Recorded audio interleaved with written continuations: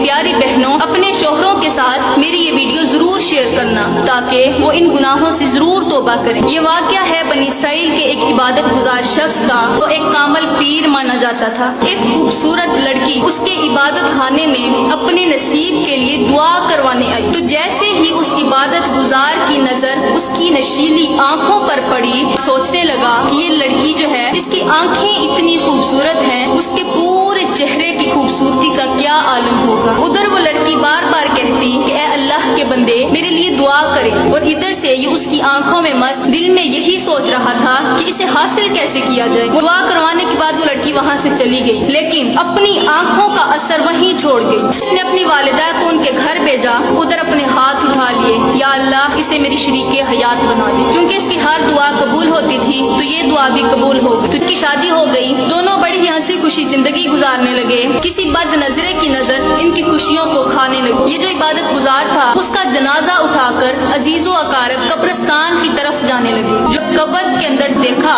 تو کیڑے مکوڑے اور سانپ نظر آ رہے تھے۔ جب اسے دفن کیا تو گھر جا کر سب سے پہلے اس کی بیوی سے پوچھا کہ اے اللہ کی بندی، وہ تو عبادت گزار تھا، آخر اسے عبرت کا نشانہ کیوں بنایا گیا؟ تو اس کی بیوی نے کہا کہ میرا شوہر مجھے 3 جملے ایسے بولتا تھا جو مجھے بڑی ہی تکلیف دیتے تھے۔ میرے شوہر کا پہلا جملہ جو تھا وہ تھا میرے والدین کو بد دعائیں دینا، اور میرے والدین کی توہین والے الفاظ مجھے بڑی ہی تکلیف دیتے تھے۔ اس کا دوسرا جملہ یہ تھا کہ وہ مجھے سب کچھ دیتا تھا، لیکن اس کے ساتھ ساتھ وہ مجھے میری غربت کے تانے بھی دیتا تھا۔ اس کے یہ حق دینے کے بعد احسان جتاتا تھا۔ اس کا تیسرا جملہ، میں جب بھی کوئی خواہش کا اظہار کرتی فوراً مجھے گالیاں دینے لگتا، اللہ اس کی بخشش فرمائے۔ یہ کہنے کے بعد میں آپ سے یہی کہوں گی کہ آج اگر کوئی بھی شوہر ان 3 جملوں میں سے کسی ایک جملے کا بھی عادی ہے تو خدا را اس جملے سے توبہ کر لے۔